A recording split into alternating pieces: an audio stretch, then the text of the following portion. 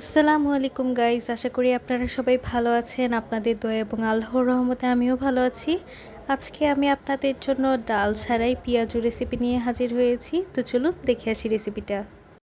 পাউরুটির পেঁয়াজু বানানোর জন্য আমি এখানে নিয়ে নিয়েছি হাফ চা চামচ হলুদ গুঁড়া, স্বাদ মতো লবণ, এখানে নিয়ে নিয়েছি চালের গুঁড়ি, তারপর হচ্ছে 1 চা চামচ মরিচ গুঁড়া, 1 চা চামচ হচ্ছে গরম মশলা গুঁড়া, এখানে 1 চা চামচ হচ্ছে কর্নফ্লাওয়ার, আর এটা হচ্ছে সামান্য একটু টেস্টিং সল্ট। আপনারা চাইলে এটা বাদও দিতে পারেন। এখানে আমি 4টা আলু কুচি করে কেটে নিয়েছি, আপনারা চাইলে গ্রেটারের সাহায্যে গ্রেটও করে দিতে পারেন। এখন আমি এখানে পেঁয়াজ কুচি অ্যাড করে দিচ্ছি, এরপর দিয়ে দিচ্ছি ধনেপাতা কুচি, এখন দিয়ে দিচ্ছি মরিচ কুচি।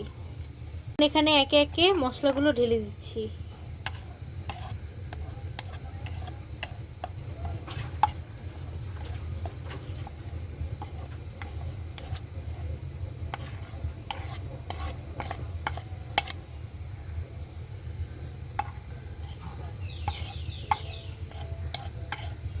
এখানে আমি 3 পিস ভিজিয়ে রাখা পাউরুটি একটু ছিঁড়ে ছিঁড়ে অ্যাড করে দিয়েছি।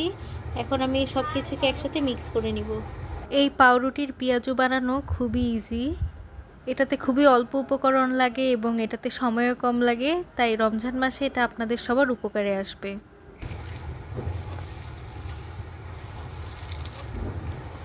পাচ্ছেন গাইস, পাউরুটির পেঁয়াজুর জন্য আলু এবং পাউরুটি এবং বাকি মশলাগুলো খুব ভালোভাবে মিক্স করা হয়ে গিয়েছে। এখন এগুলোকে আমি তেলে ভেজে নিব।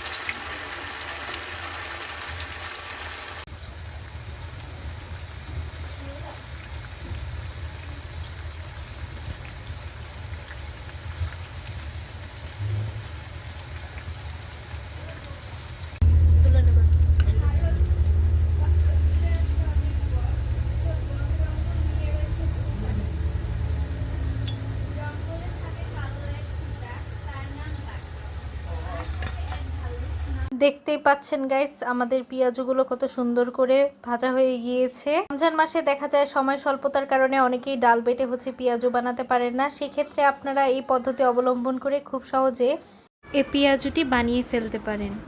এখন আমি হচ্ছে আপনাদেরকে একটু পেঁয়াজুটা ভেঙে দেখাবো যে পেঁয়াজুটা কতটা মুচমুচা হয়েছে।